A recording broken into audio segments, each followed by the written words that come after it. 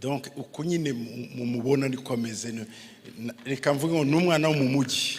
Donc ntabwo ari nkatwe two bo mu byaro, we n'umunyamujyi n'umwana wo mu mujyi, donc ari cool. As you see him, so he is. He's a cool guy. A boy of the city.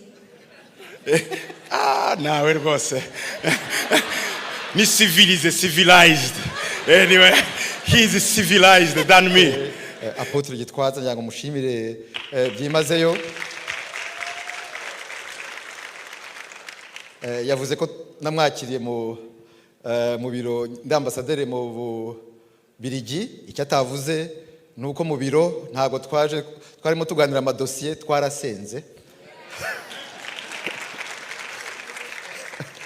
Hari n'undi muvandimwe twari kumwe, twari dufitanye ibibazo ariko yadusengeye byose biratungana. Ndagira ngo ushimire n'abandi pastor Musinga. Icyo nababwira, u Rwanda rufite Imana, nta kintu. Icyo nababwira, u Rwanda rufite Imana, nta kintu. Ahandi, so Imana yirirwa ahangaha ndi kandi gataha i Rwanda nanone. Ni ukuvuga ko duhorana n'Imana. Murakoze mwese. Nyakubahwa ambasada buriya yanyakiriye kenshi muri iki gihugu kera cyane, atarabana ambasada ancumbira ubugari iwe mu rugo kera cyane. Honorable Ambassador, she received me back in days before she became the ambassador, and she hosted me well. She even fed me ugali. Hari kera cyane mu mwaka w'ibihumbi 2000 ndatekeza na 3 na 4 gutya. Hari abantu bamwe bagira umuco wo kuvuga ngo turenzeho, urenzaho ariko ukarengereza ku gikomere. There are those who tend to say, let's just cover this and forget it. No, you cannot forget it because you are covering a wound. Uwo ni umuntu wa kabiri. That's a second person. Umuntu wa gatatu ni umwuka imbere mu muntu. And the third is within the spirit. Hariya niyo haba Imana. There the Lord dwells. Hariya ntihaba logique, ntihaba ubwenge. There's no logic. Hariya hakora kwizera. Only faith works. Nta shuri ryigisha kwizera. And there is no school that teaches faith. Ni uguhishurirwa. It's a revelation. Ukibaza batese bimeze gute? And you question, what is this? Donc uko abantu bagiye badekuvura ibintu muri iyi si, as people discover things in the world, ntabwo byazanwaga n'ubwenge. It was not discovered logically. Igihugu nacyo kigizwe n'ibice bitatu. So a nation also has these 3 parts. Igihugu kigizwe n'ibice bitatu. The nation has these 3 parts. Igihugu gifite umubiri. The nation has the physic. Igihugu kigira ubugingo. A nation has the soul. Igihugu kigira umwuka. Nigeze kuganira n'umuntu mu ndege. I spoke with a person on a plane once. Twari tugiye muri Canada. We were traveling to Canada. Arambaza ngo muzi ko abantu bino bakunze kuvuga ngo ukora iki? Do you know they usually ask, what do you do for a living? Ndamubwira nge ndi pastor. I told him I'm a pastor. Wow. Say wow. Ngo nibyo bigutunze. That's what you do for a living? Ndavuga yego. I said yes. Ndavuga ukora iki? And I asked him, what do you do? Bati ndi umuprofesseur. And he said, I'm a professor. Ndamaze se iby'Imana urabyumva? I asked him, do you know anything of God? Arambwira ngo no. He said no. Sinyemera. I don't believe in God. Ndagira nta kwizera ugira? And I asked him, you don't have any faith? Arambwira ngo ya. He said no faith. Simbyizera. I don't believe in God. Ndamubwira okay. I said okay. Ndamubwira next week uzakora iki gahunda zawe? What's your plans for next week? I asked Ahita him. nkurira mu agenda. And he had a long schedule. Nzabonana naba. I'm meeting with this. Nzabonana naba. I'm meeting with so. Nzabonana naba. And so. Nzakora ibi. And this, and that's what I'll do. Ndamubwira I said okay. Aba bose muzabonana. You have a plan to meet all of them. Arambwira ati n'ukwezi gutaha. He said actually next month I'm meeting him. Ndamubwira ariko ufite kwizera? And I told him, that's faith. Ngo no. He said, no, that's not faith. And I asked him, so how are you sure you are going to meet them? Nutemera ko afite kwizera arakubwira. Iyo ushobora kumenya ngo uzabona hano umuntu ukwezi gutaha utazi kizabaho ejo n'ukwizera uko. It's faith if you have a plan, yet you don't have the assurance that you're going to meet that thing. That means you have faith within you, but you are denying it. Umumama aravuga ngo ntiyemera kwizera ntiyemera Imana, ariko akabwira ngo umwana wanjye azavuka mu mezi 5. Uzi gute ko ayo mezi 5 muzayagera uko n'ukwizera? Ibyo byose bireba ubugingo bw'igihugu. This is regard to the soul of a nation. Hakagerekwaho n'umuco. Now a culture comes. Imuco wacu utandukanye n'uwabandi byenda. How the difference between our our culture and someone's mu else's. rugero umuco w'abanyarwanda mu kiriyo ntibarya ariko mu muco w'abanyekongo iyo utatetse bavuga ko matanga oyo ereisirete iki kiriyo nticyaciyemo. For example, in the culture of Rwandans, we do not eat at the funeral, but when you go to Congo, you must cook. Tubanze dushimire Imana dusenge hanyuma ngiye kwinjira mu mwanya. Would like to thank God before I enter into the word of the day. Mana ndagushima kugira neza. God, I thank you for your goodness. Ndagushima ko udukinguriye uyu munsi kandi kongera kuwubona tukaba turi bazima. I thank you for you have made this day and we are all well alive. Nyuma y'imyaka 31 igihugu cy'u Rwanda kibohoye. After 31 years of the independence of Rwanda, uracyari kumwe natwe. you are still with us. Uracyaduhaye ubuzima n'umwuka wo guhumeka. We are still well alive. Turabigushimiye cyane. We thank you so much. Turagushimiye ku bintu bikomeye wakoze. We thank you for great things you have done. Ariko nanone gufite ibintu urimo ukora uteguranye hari imbere. But again, we know the future is even better that you are working for it. Icyubahiro kibi cyawe. All the glory is yours. Imigambi yawe ni miremire. Your plans are immense. Kandi imigambi yawe ni myiza. And your plans are always good. Hari byinshi uduhishiye hari imbere kandi byiza. You are working on great things ahead of us. Turabigushimiye. We thank you for it. Turagushimiye ku buyobozi bw'igihugu waduhaye. We thank you for our president. Uhereye kuri president n'urugo rwe. We thank you for the family of president and himself. Ndetse n'abasenateri n'abadepite. And all the senators. Na kabinete yose abaministre. And the entire cabinet that works under his leadership. Abakuru b'ingabo n'abagize umutekano w'igihugu na polisi. The army and those who are in the security of the country. Abahagarariye ibigo bitandukanye. Those who represent different sectors. Abahagarariye inzego zitandukanye. Those who represent different leadership departments in the leadership. Ndetse n'abanyarwanda bose muri rusange. And all the Rwandans in general. Uhereye ku muto ukageza ku mukuru. From the little to the oldest. Ukomeze ubarinde nk'uko uhora ubikora. May you continue to keep them as you've always done it. Turagushimira ku banyarwanda bari hanze. We thank you for the diaspora of Rwanda. Nabo bakomeje kugushima. They continue to praise you. Mu bihugu barimo bitandukanye. In all different countries you have sent them. Harimo n'uyu munsi Rwanda Convention yateguye. Including this day the Rwanda Convention that have been prepared. Abanyarwanda bo muri Amerika. The Rwandans in the US. Hamwe n'inshuti. And their friends. Babashe gutegura uyu munsi. They have organized this event. Ariko no muri iki gitondo bagashiraho umwanya wo gusenga no kukwibuka. But without forgetting this beautiful morning to praise you for all you have done. Hari igihe gahunda ziba nyinshi ntitugira akakanya gato ko kukwibuka. Sometimes we don't have time to remember what you have done because of busy schedule. Ariko turagushimiye ko nawe bagusesetsemo bagashiramo programme yawe. But we thank you that in this busy event you were included to be praised. Uhumugisha bateguye iyi Rwanda Convention. Blessed the coordinators of this event, Rwanda Convention. Nyemerere kuvuga ijambo ryawe. Now I'm about to speak your word. Shizamanga. I'm boldnessly in the name of Jesus. Amen. Amen. Nyakubahwa Ministre w'ububanyi n'amahanga. Honorable Minister of Foreign Affairs. Nyakubahwa Ambassador muri w'u Rwanda muri Amerika. Honorable ambassadors here in the US. Ndetse nyakubahwa Ambassador uhagarariye Rwanda muri ONU. And the honorable minister who represent the Rwanda in the UN. Ambassador muri ONU. Ambassador in the UN. Banyakubahwa abanyacyubahiro muri hano. Oh, the honorables who are here. Ndetse nyakubahwa uhagarariye abanyarwanda muri Amerika. Honorable who represents all the Rwandan diaspora in the US. Ndetse n'uhagarariye abanyarwanda hano iwacu muri Texas. And the one who represents the Rwandan community here in Texas. Banyakubaha mwese mwavuye mu ntara zitandukanye za Leta Zunze Ubumwe ya Amerika. All of you who came from different states of the United States. Ndagira ngo mbashimire cyane. I would like to thank you so much. Ndashimire kuba nanjye mwarantekereje ko hari icyo navuga muri aka kanya. I thank you for you have thought of me to come and share the word of God. Hari abantu benshi cyane. There were so many to be selected. Bazi kuvuga. who knows how to speak, bazi ijambo ry'Imana, who knows the word of God. kuba mwaranyiyumviriye ndabishimiye cyane. But your thoughts of me, I'm grateful. Imana ibahe umugisha. May God bless you. Kandi uwo mutima mwiza muzawuhorane. May you carry that kindness in your heart.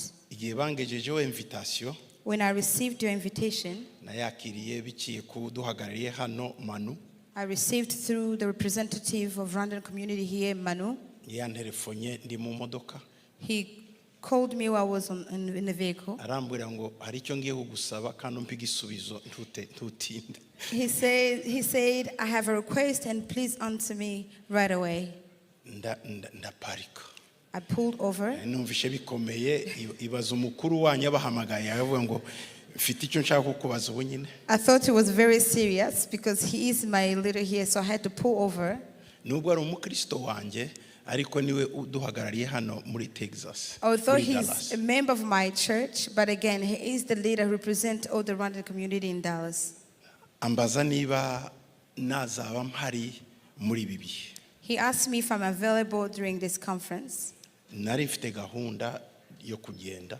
I had a plan to travel, Ndamubwira ko binsabye but I said, since you're requesting, kandi na nyakubahwa ambasada umbwiye ngo mwari kumwe, and you said the honorable ambassador was with you, ibintu byose nari mfite ndabihagarika kugira ngo all my nzabe. plans are postponed for the conference.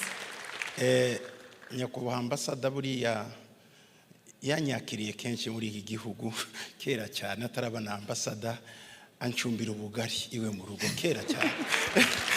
Honorable ambassador, she received me back in days before she became the ambassador, and she hosted me well. She even fed me ugali. Hari kera cyane mu mwaka w'ibihumbi bibiri ndatekereza na gatatu na kane gutya. I believe that was around the year 2003, 2004. Nari mu ivugabutumwa yumva ko hari umwana w'umunyarwanda uraho ati muzi wanjye turagi arasonga ubugari nkunda ubugari turarya rwose. Imana iguhe umugisha ambasada. I was on a gospel mission here, and she heard there is a Rwandan man who is around, and she invited me, she fed me, she cooked ugali for me.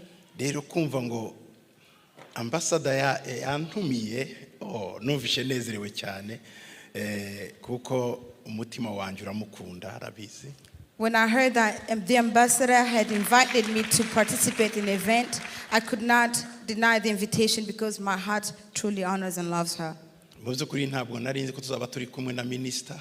I did not know that I'll be with the minister here. Ko minister buriya ni kuru cyane. But the minister is a very cool guy. Turaziranye. We know each other. Aranyakiriye kenshi we. Yes. Muri biro ye. He had received me many times in his office. Muri akiri ambassador mu Bubiligi. While he was still the ambassador in Belgium.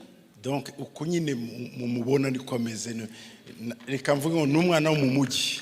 Donc ntabwo ari nkatwe two bo mu byaro, we n'umunyamujyi n'umwana wo mu mujyi, donc ari cool. As you see him, so he is. He's a cool guy. A boy of the city. Nawe rwose. Ni civilized. Anyway, he is civilized than me. Ambassador is civilized than me. I was born in a remote area, so ambassador ntabwo tumeze kimwe. We are not the same. My background is different from him because I was born and raised in the village, not like him. Nishimye cyane kubona turi kumwe na ambassador Martin Ngoga. Je le respecte beaucoup. Ndabubaha cyane Martin. Rwose Imana ibahe umugisha. I'm very honored to be with Ambassador Ngoga. It's a very honor to see you here today. May God bless you. Rwose nishimye cyane ko muri hariya New York, ubwo nituza hariya tuzabasura muri ambassade. I was blessed to hear that you are now here in the US. When we get time, we'll come to visit. Ndabona imitima ikingutse nimbura icyo mbaha ndatahira hehe ko nagize complexe, ndabona muntegereje ko ngira icyo mvuga. Rero Imana imfashe ngira icyo mvuga kuko ndabona mutegereje kumva ikimva mu Mana umbe imbaraga. Amen. I see everyone's face. You are lighting up and you are expectant. I don't know if I have enough to give you, but I know the Lord is going to provide. Muri make bansabye kuganira ku ruhare rw'ukwizera mu kubaka igihugu. The theme they've told me to share is the role of faith in the rebuilding of a nation. Sinzi niba baduteguriye hari inyandiko twari twabahaye ngo badushirireho kandi niba ntazo ni okay. The PowerPoint, do you have them? Niba muzifite savara kandi niba ntazo na problem. Ndagira bari bazohereje. Barazifite? Oh, okay. Mwazibahaye? Yes. Okay. Uruhare rwo kwizera mu kubaka igihugu. The role of faith in the rebuilding of a nation. Aha muri Rwanda Convention prayer muri 2025 hano iwacu Dallas. Dufite umujyi mwiza by the way. Hano ndagira ngo mwabonye tugira imihanda igerekeranyije. Ababubatse igihugu cyabo neza cyane. As you can see, those who have come here to the convention, we have a beautiful city with beautiful roads. So they really pay attention to building their city. Kubusanzwe igihugu cya Leta Zunze Ubumwe za Amerika ni igihugu kinini cyane. The United States of America is a large country. N'ibintu byabo ni binini. And their things are large. Ndahakunda kuruta Iburaya. Ujya kunywa ikintu Iburaya bakagwa mu kantu kangana gutya ariko hano twe ni ibitase binini. I love US better than the Europe. Even the serving quantity is larger. If you request for a teacup, it's a large cup. Kandi gitangaje iyo ugiye muri restaurant Iburaya baguha kakoka kangana urwara amafaranga ngana na kokinga niki hano muri Amerika. When you go to a restaurant in Europe and you request for a Coca, they are going to give you a small ounce bottle compared to the US bottle, but equal in pricing. Udufiriti tungana gutya naho hano ni ikisahani kinini. Their French fries are smaller compared to the US. Ikindi nkundira Amerika burya minister ni ibitanda binini nkunda kuryama cyane. Ibitanda uterera ukuguru hari ukundi hariya naho mu Buraya amaguru yanjye ararereta ngira ikibazo cyane cyo mu Buraya. But also what I like about the US, even their beds are larger than the Europeans. When I travel to Europe, my legs hang over on the other side of the bed. Where in the US, I'm fit on the bed. En fait, stress ngiriyo ngiye Buraya nibaza uko nzaryama. Ni stress ngiriyo ngiye guhaguruka. I get very stressed when I think about my trip to Europe because of I am very concerned about the bed size. Noneho abantu bo muri Nord hariya muri za Scandinavia bo ni ibindi. But when you get to the Scandinavian countries, bo bagira gatanda bakagasasa barangiza bagafata udushuka tubiri bakadusasamo gutya. Kamwe wagafata nikakuzuri wafata kandi ngerageza kuduhuza bikangora n'amaguru anegeka na ambo nayingiye vuga ngo nanga Scandinavia ndayikunda by the way ariko ngira ikibazo cy'amaguru. When I travel there, their beds are even much smaller, so I don't still fit in their beds. But that doesn't mean that I don't like their countries. Hano rero muri Amerika ibintu byose ni binini cyane, ibigitanda ni kinini, amapiro ni manini atandatu agerekanyije, imuga kubita ku birenge yindi hari. Donc voilà, iki ni igihugu rwose ni kinini cyane. But I've seen the US is a beautiful country with everything. It's big enough, starting with beds, with food and everything else. Ariko mu kubaka igihugu habaye kombinezo y'ibintu byinshi kugira ngo igihugu gikomere cyane gire kure abantu bahuje imbaraga batandukanye. But in the building of their nation, so many things were brought together. Their forces were brought together. Their powers were brought together. Abapolitiki barahagurutse. Their politicians rised. Abanyabwenge barahaguruka. The intellectuals, researchers rose. Ndetse n'abemera Imana nabo barahaguruka. And those who are faith-based, they rose. Igihe barimo bandika constitution y'iki gihugu, when they were writing the constitution of the US, harimo n'abapasteri. Even pastors were included. Harimo n'abapoliticiens n'abacuruzi abantu batandukanye. All those who work in different spheres, the politicians, businesses, they were included. Kugeza n'uyu munsi, even to today, ibintu byinshi cyane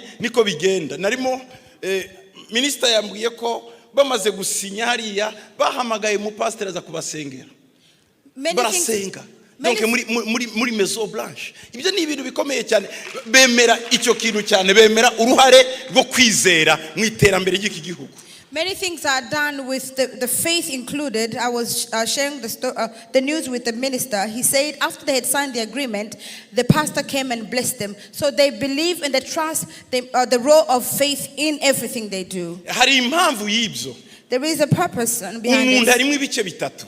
A man has three parts. Umuntu harimo igice cy'umubiri kitubona. You have the physic, the body. Donc ikitubona ni envelope. The physic that you see is an envelope. Niyo mpamvu iyo umuntu yitavye Imana dufata iyi envelope tukayisubiza mu butaka kuko origine yayo no butaka. That's why when someone passes away, we take the origin of this body and we bury it down. Mu muntu harundi muntu bita ubugingo. And within this body there is the soul. Uwo muntu ni ugira ibitekerezo. And this soul has the mind Ubushake. and the will, Amarangamutima. the emotions, Imitekerereze. the mindset, Tumwita ubugingo. and that's the soul. En fait niyo siège ya personnalité niho umuntu aba. That's the entire personality of a human being. Iyo umuntu avuga ngo wankomerekeje uba wakoze mu bugingo When- tuba wakoze ku mubiri. When someone said that you have offended me, you basically touch their soul, not their physic. Niyo mpamvu burya ijambo ribi ribabaza kuruta uko wakubita umuntu ikofi. That's why a hurtful word is worse than physical hurt. Muri ibi bihugu ingo nyinshi zitandukana kubera iki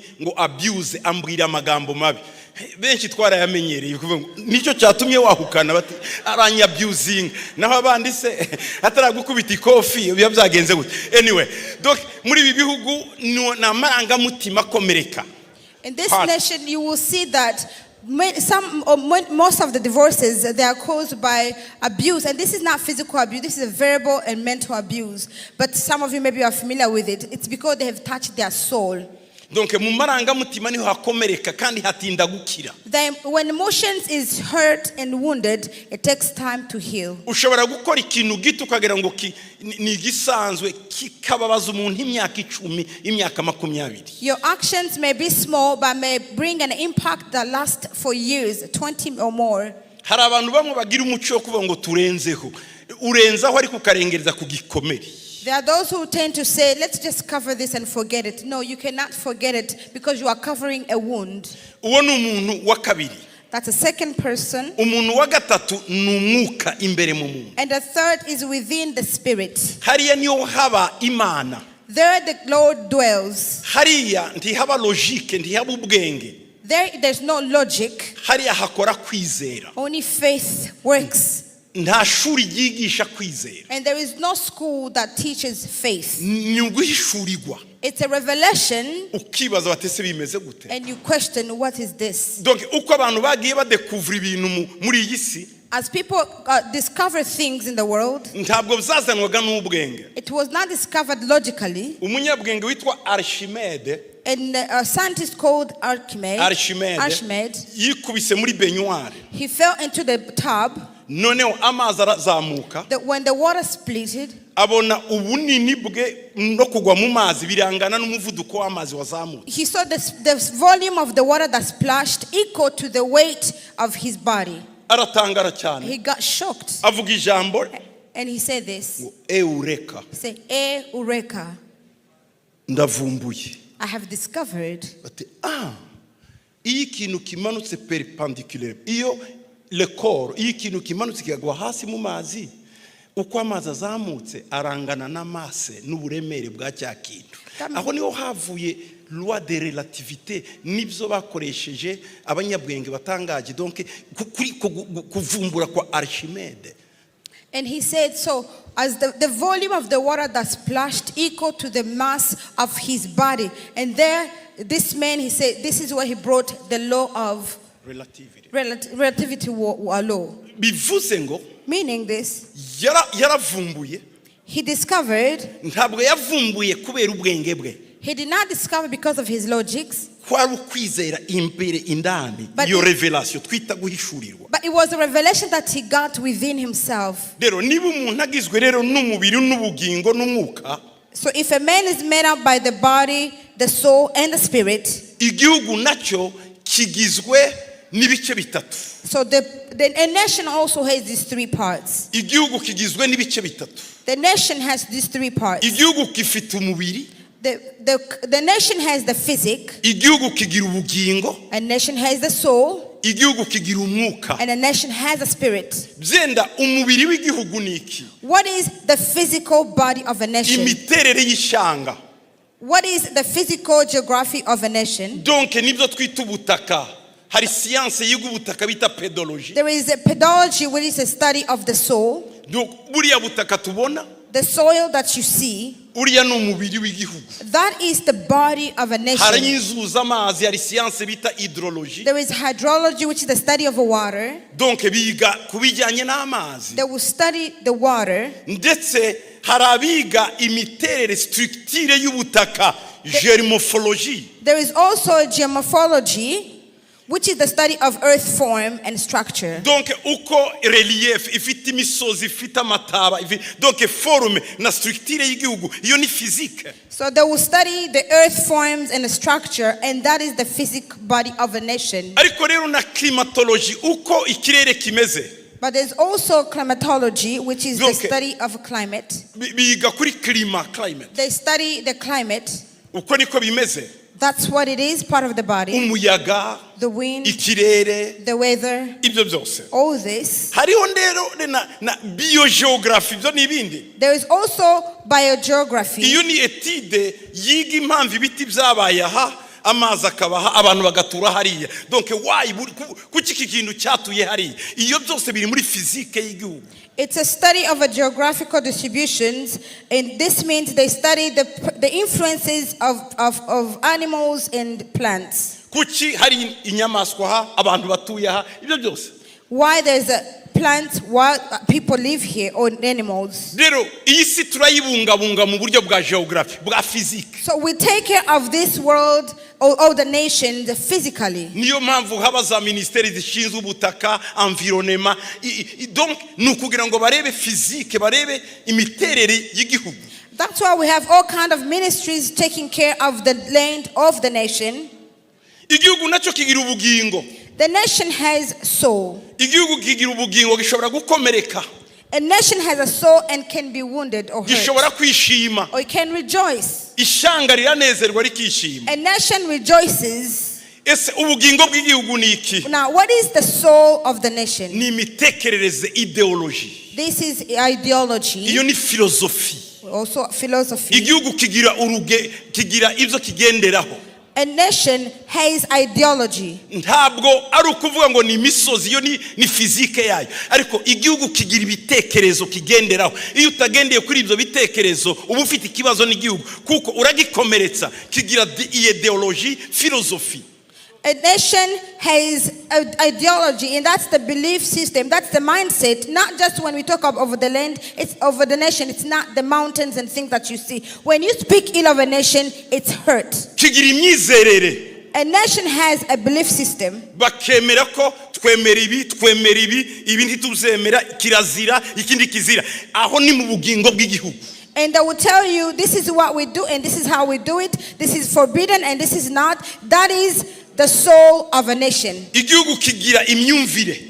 A nation has a mindset y'igihugu. A mindset of a nation. Uko ibitekerezo babipanze. How their thoughts and minds are aligned. Ibyo bigaragara muri education, uko bigisha abantu. And we can see this through education. Indangagaciro. The values. Ibyo twemera. What we believe in. Uko tugomba kwigira. How we are to be Ko conduct. tugomba kubaho. How we must live. Igihugu kigira politiki. A nation now has a politic. Donc ibyo kigenderaho. Their policies. Ni gute tugomba kubana n'amahanga. How can we have, they have foreign affairs policies. Niyo mpamvu tugira ba ministre w'abanyi n'amahanga. Ibyo bireba umutima, bireba ubugingo bw'igihugu. And that's why we'll have foreign affairs ministers, because they're taking care of the soul of the nation. Igihugu nanone kigira imiyoborere y'imbere, internal affairs. And the nation has internal affairs. Abaturage uko bagomba kubaho. How its people live. Icyo gima mudiringa n'ubugingo bw'igihugu. That you are dealing with the soul of your nation. Aho niho bavuga ngo urimo urakora kuri security y'igihugu, ntabwo ari ibiti bavuga, ntabwo ari imisozi, n'abantu.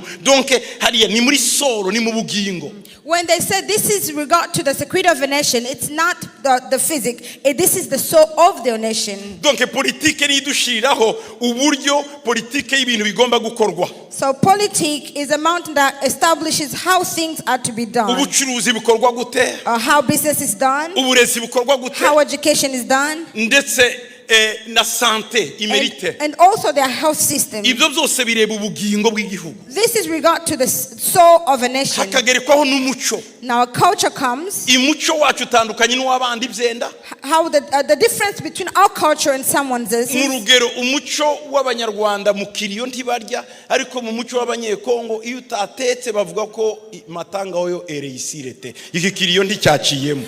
For example, in the culture of Rwandans, we do not eat at the funeral, but when you go to Congo, you must cook. If there's no food available for the funeral, that means the funeral was not successful. Mu mico y'abanyarwanda iyo umuntu yapfuye turaza tukareba tugaceceka. Mu banyekongo atangira kuvuza induru ataramenya wapfuye. Donc iyo ni imico itandukanye. Kandi iyo atarize baravuga ngo niwe wamuroze. Yo zandoki. Okay. In the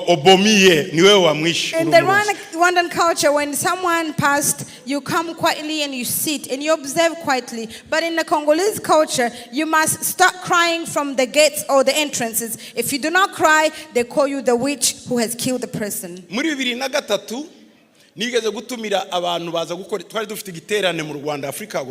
2003, we had a conference of Africa Haguruka.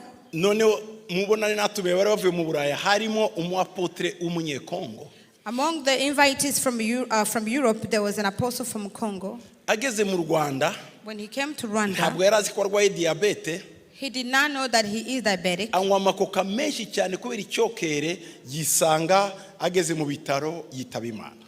So he drank a lot of Coke because of the heat.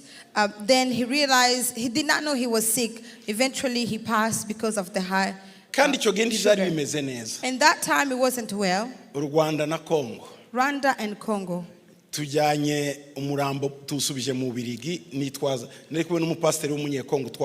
So we had to transport the body from Rwanda to Belgium.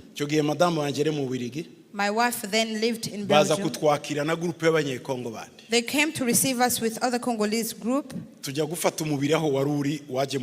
We went to receive the body that had been transported over.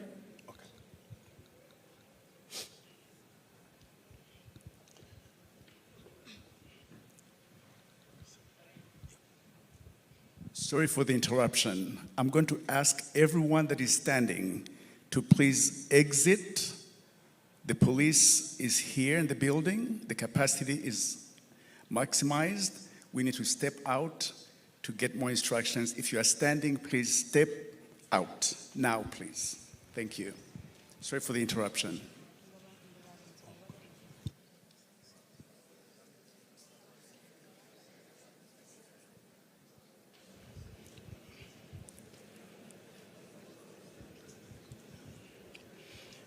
Iyi ni ya mico twavugaga.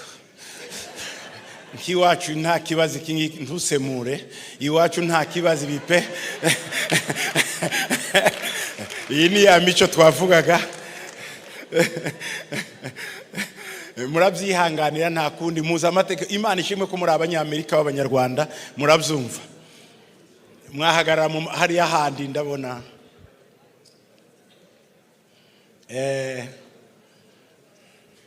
Okay. Umwanya nakomeza cyangwa dute okay. Murakoze kubaha mukomeze mwigireyo gatoya.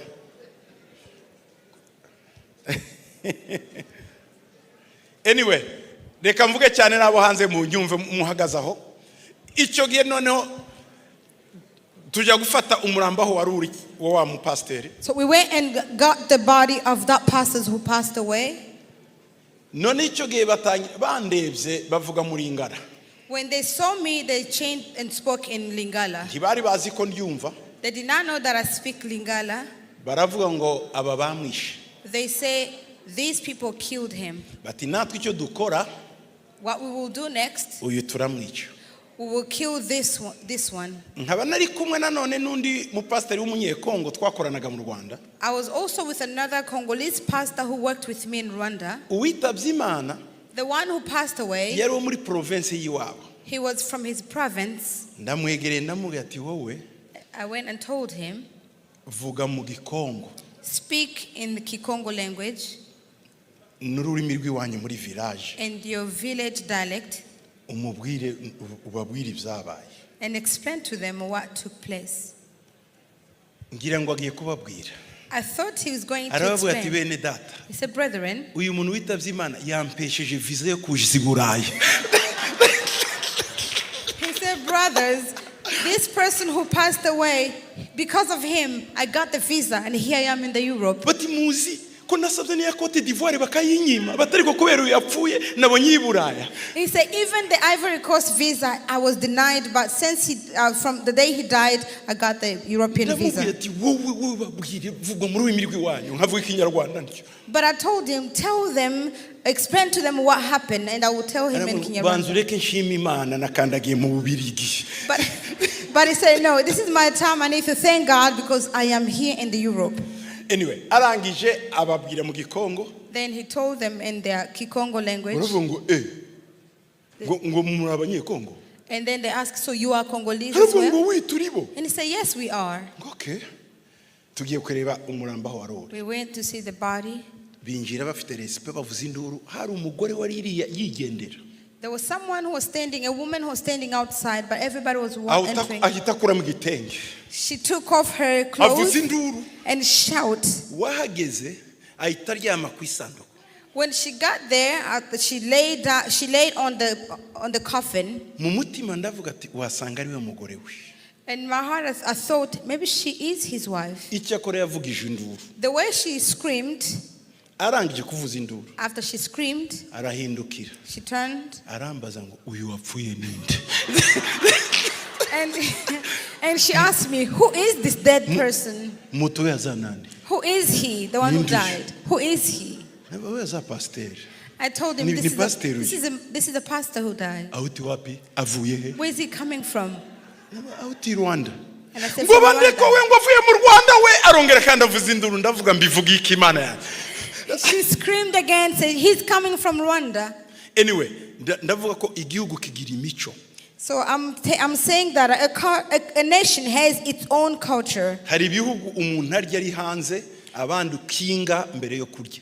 There are some nations where you go, their culture is to eat while your door is shut, but the doors will be wide open. Twakuze tutabona ba papa basama ngo barye no. We grew up not seeing our fathers eating. Sinigeze mbona papa yasamye baratwirukanaga abana narinze saza nzi ko papa atasama. Donc uwo ni umuco. I grew up not seeing my father eating. I never imagined how he would sit it and be eating. Niyo baza That's a culture. gufungura baberekeraga urugi gatoya gasa narabukinze mutabona ko imfura zirya. Anyway uwo ni umuco ibihugu bigiye bitandukana. Donc iyo ni soul n'ubugingo.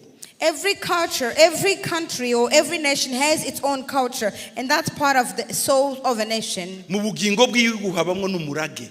So in the soul of a nation there is inheritance. Ibyo abana ababyeyi basigiye abana bakabisigira abana bakabisigira abandi. The heritage of a family lineage. Ubwo bwari ubugingo. That is a part of the soul of a Ibyo rero nation. nibyo igihugu nibyo politiki dukorera nibyo abacuruzi bakora nibyo donc uburezi bukora za ministeri zose mukora nibyo bidiringa n'umubiri bikadiringa n'ubugingo. And that's what the politics will do. They will involve the businesses, the education, and the household because they deal with the soul of their nation. Hari indi parti ya gatatu rero mbashimira cyane mwateguye uyu munsi. There's also a third part of a nation which I'm so grateful that you prepare for us today. Niyo kwizera. That's the faith. Iyi niho umwuka uba aha niho haba Imana. In the spirit, there is a faith and there is the dwelling of God himself. Kandi iriya niyo twita urubuto donc niyo core niyo noyau.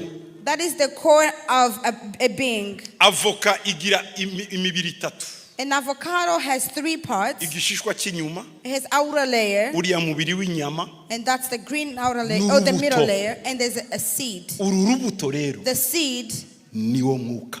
That's the spirit. Avoka idafite urubuto. If an avocado has no seed, ntiyabaho. it cannot survive. Impamvu igiti gikomera kuruta umugano kigira umutima. Umugano ntugira umutima urasamye. The reason why a tree is stronger than a bamboo tree, it's because a tree has a heart. Naho bamboo. But a bamboo is empty Iyo bitereye inside. mu ziko byombi kimwe kiragurumira kigashya ariko ikindi kikagumishaho ikara n'umutima. If you cast both of these trees in the fire, one is quickly burnt and the other burns slowly because it has a heart Uku inside. kwizera rero kubaka igihugu. So now faith that builds a nation. Kuriya kubaka igihugu. Now the faith that rebuilds a ni nation, imbere mu mutima, ni imbere that is the core, the aho niho Imana iba, inner of a being. That's where God niho dwells. kwizera kuba. That's the faith dwelling. Ibi ntawe ubyigisha undi, No one can teach you of ni faith. revelation y'Imana It's ugira, God's revelation that comes in our ni heart. guhishurirwa duhabwa, God's revelation in our heart. kandi nta muntu utagira uku kwizera. And no one without faith. N'aba ate abavuga ngo ntibemera Imana bagira uku kwizera, Even the atheists, they have faith. n'abarya bavuga ngo ngiye iby'Imana simbyizi simbyemera barabigira nubwo batabivuga. And those who denied God, they have faith. Kuba udafite ikintu ntibivuze ko kitabaho. The fact that you don't have anything doesn't mean there is no existence of it. Nigeze kuganira n'umuntu mu ndege, I spoke with a person on a plane once. twari tugiye muri Canada, We were traveling to Canada. arambaza ngo muzi ko abantu bino bakunze kuvuga ngo ukora iki? You know, they usually ask, what do you do for a living? Ndamubwira nge ndi pasiteri. I told him I'm a pastor. Ngwa, I said, wow, ngo nibyo bigutunze? that's what you do for a living? Ndavuga yego. I said, yes. Ndavuga wowe ukora iki? And I asked him, what do you do? Bati ndi umuprofeseri. And he said, I'm a professor. Ndamubaza ese iby'Imana urabyumva? I asked him, do you know anything of God? Arambwira ngo no, He said, no, sinyemera. I don't believe in God. Ndagira nta kwizera ugira? And I asked him, you don't have any faith? Arambwira ngo ya, He said, no faith. simbyizera. I don't believe in God. Ndamubwira okay. I said, okay. Ndamubwira next week uzakora iki gahunda zawe? What's your plans for next week? I asked Ahita him. nkurira mu agenda. And he had a long schedule. Nzabonana n'aba, I'm meeting with this, nzabonana n'aba, I'm meeting with so, nzabonana n'aba, and so, nzakora ibi. and this, and that's what I'll do. Ndamubwira oh, I said, oh, okay. aba bose muzabonana? You have a plan to meet all of them? Arambwira ati n'ukwezi gutaha. He said, actually, next month I'm meeting him. Ndamubwira ariko ufite kwizera? And I told him, that's faith. Ngo no. He said, no, that's not Ndamubwira faith. none se ubizi gute kuzababona? And I asked him, so how are you sure you are going to meet them? Nutemera ko afite kwizera arakubwira. Iyo ushobora kumenya ngo uzabona n'umuntu ukwezi gutaha utazi kizabaho ejo n'ukwizera uko. It's faith if you have a plan, yet you don't have the assurance that you're going to meet that thing. That means you have faith within you, but you are denying it. Umumama aravuga ngo ntiyemera kwizera ntiyemera Imana, ariko akabwira ngo umwana wanjye azavuka mu mezi 5. Uzi gute ko ayo mezi 5 muzayagera? Uko n'ukwizera. So a mother may say, I do not believe in God, I don't have faith, yet they are carrying a baby and they know within 5 months they're going to give birth. How you are sure that you are going to give birth, yet you don't know? That is faith within you, yet you deny it. Imvugo yo kwizera ni inzozi. So a language of faith is the dream. Utarota. Everyone dreams. Buri muntu ararota. Every person dreams. Inzozi And dreams, zirota umukuru, older dreams, a younger uwemera dreams, ararota, a believer, utemera ararota, and atheist. ariko bwaca avuga ngo naraye ndose inzozi zambujijemo. And then- Ubujijwe utuntu warose mu gitanda. Iriya ni imyemerere nubwo abantu batabyemera, ariko kuriya ni ukwizera. You may deny that you don't have faith, but the dream that you had and that been troubling you, that means you have faith. Kwizera rero ni imwe mu ndangagaciro z'ubumana. Faith is one of God's characters or values.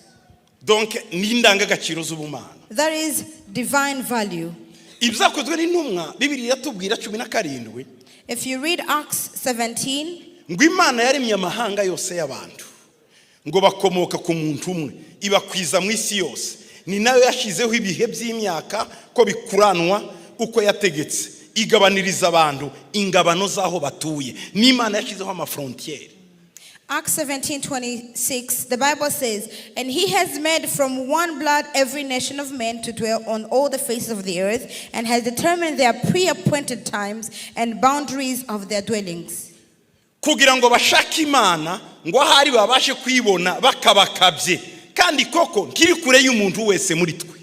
So that they should seek the Lord in the hope that my group for him and find him, though he is not far from each one of us. Donc ngo Imana yashizeho abantu.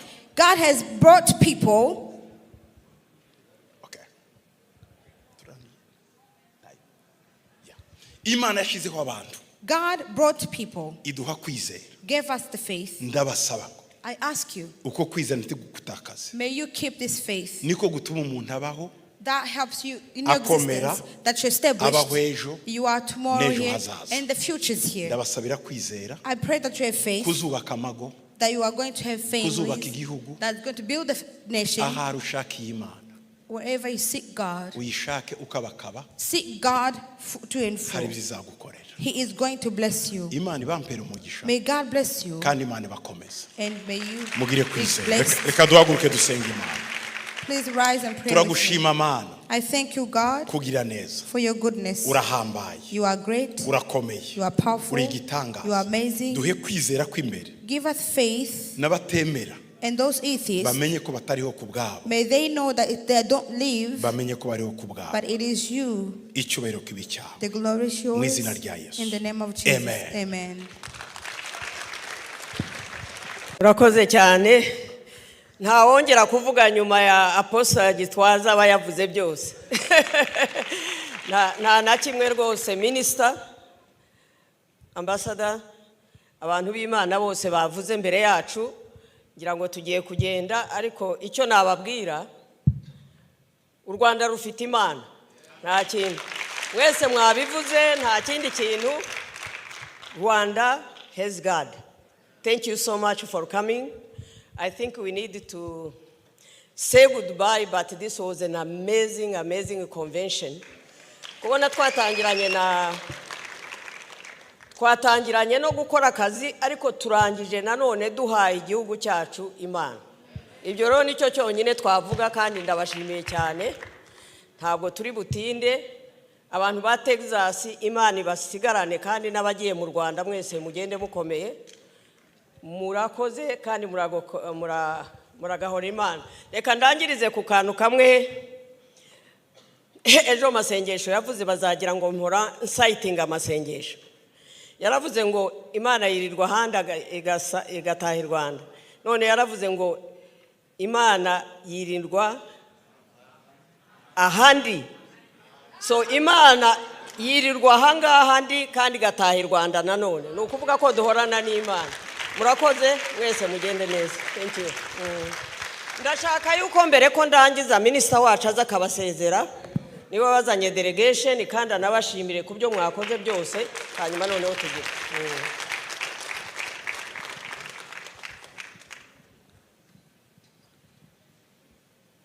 Thank you.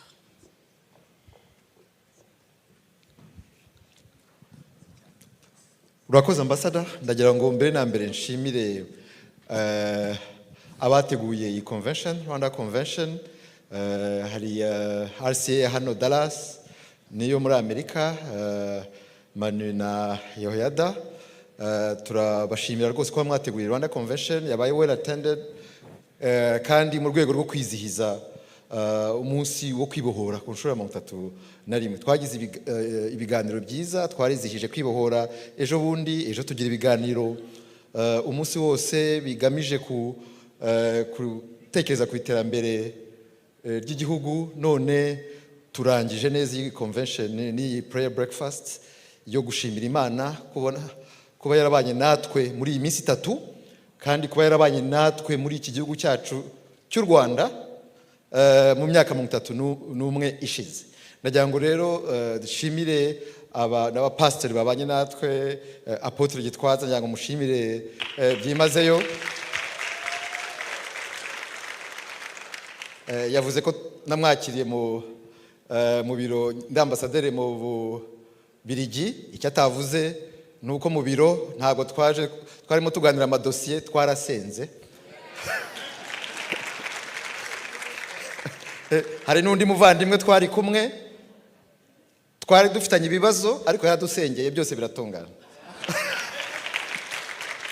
Ndagira ngo nshimire n'abandi pasiteri Musinga, ndagira ngo nshimire na Sheikh Ntaganda n'abandi bose badusengeye kugira ngo u Rwanda rwacu ruhorane Imana. U Rwanda ni igihugu cyiza gifite ubugingo nk'uko Apotre abivuze. Twemera n'Imana, kandi Imana izabana natwe aho turi hose, no mu zindi convention tuzagira, no mu bindi bikorwa tuzagira mu bihe biri imbere, haba muri Amerika, haba mu Rwanda n'ahandi. Ndagira ngo mbashimire mwese kuba mwitabiriye iyi convention, kuba mwitabiriye iyi prayer breakfast, kandi tukaba tuteganya no gukora n'ibindi bikorwa hano muri Amerika n'ahandi. Tukaba twizera ko muzabana natwe muri ibyo bikorwa byose.